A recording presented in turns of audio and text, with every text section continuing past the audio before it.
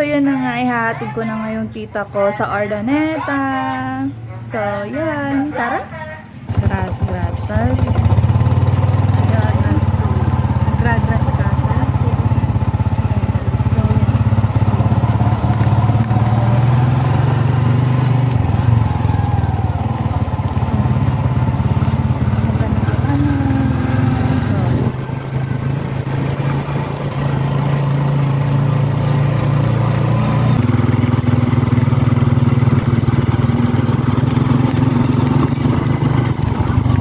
So, yun guys, andito na po ako sa Urdaneta, Kayambanan.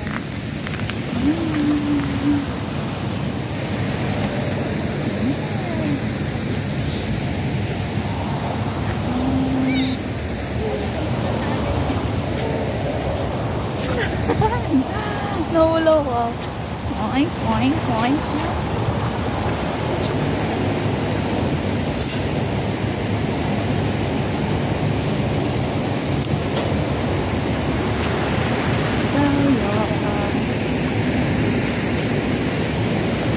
Parang walang tao sa bahay.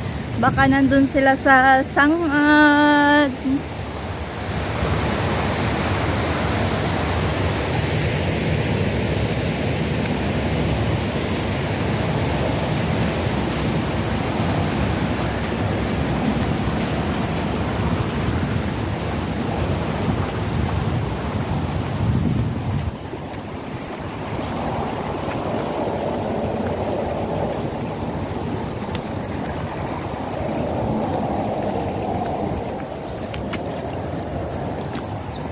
So, yun po yung aming bahay na maliit. So, yun po. Soon, magiging mansion na po yan. In Jesus' name! Hi, Inang! So, yun po yung Inang ko.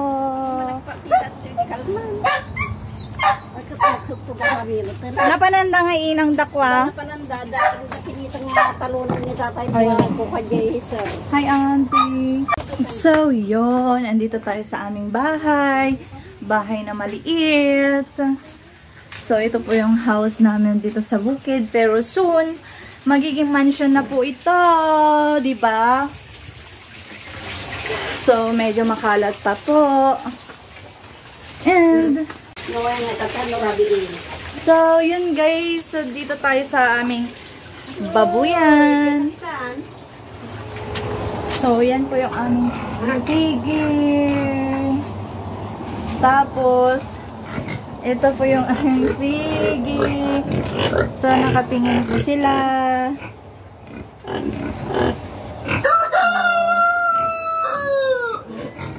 So, yan. Then, let's go po inside. So, buntis po yung iba dyan. So, yan po.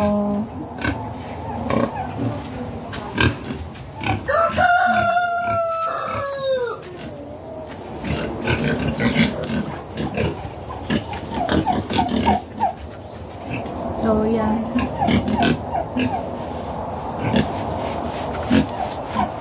And, yun po.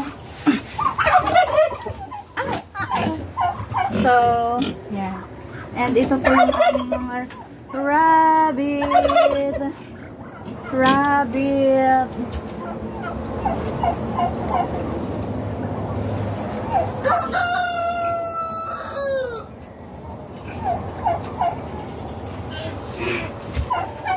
So, ito yung rabbit ni Marshall.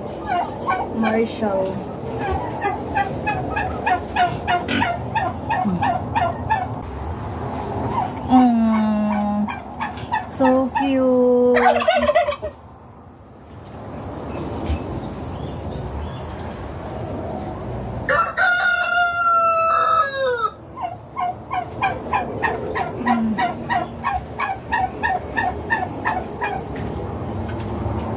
So, ito po yung mga alaga kong rabbit. Pero yung iba wala na.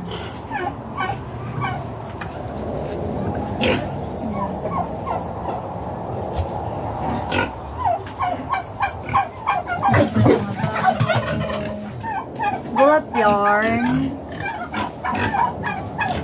Babo, where are you? So, meron din po kami mga duck doon sa baba. Yung mga duck.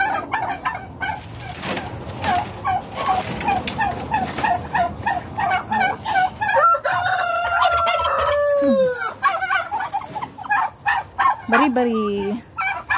And yung mga pabo. Kukulit. Yung mga pabo. Ayan. Yung mga pabo namin. Yung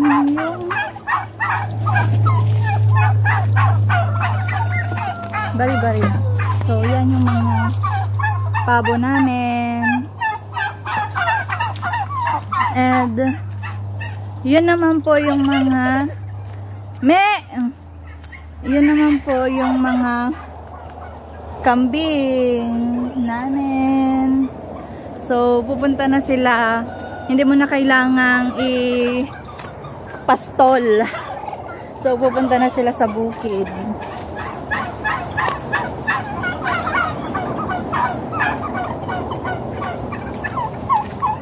So, yun.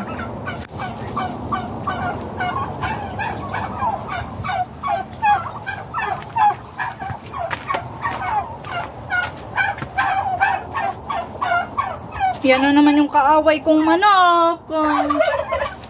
Yan po. Lagi na ako inaaway yung manok na yan. Hello.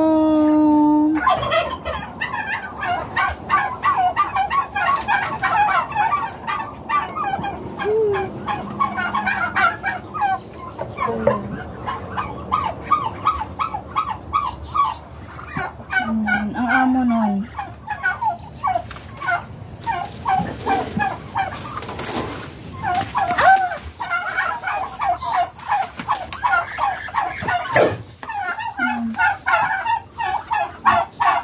Mga baboy.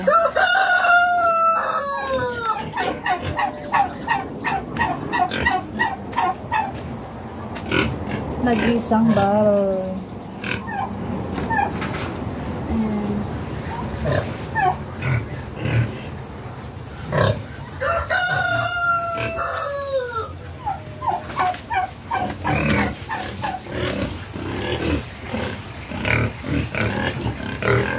Akala siguro nila kakain na sila.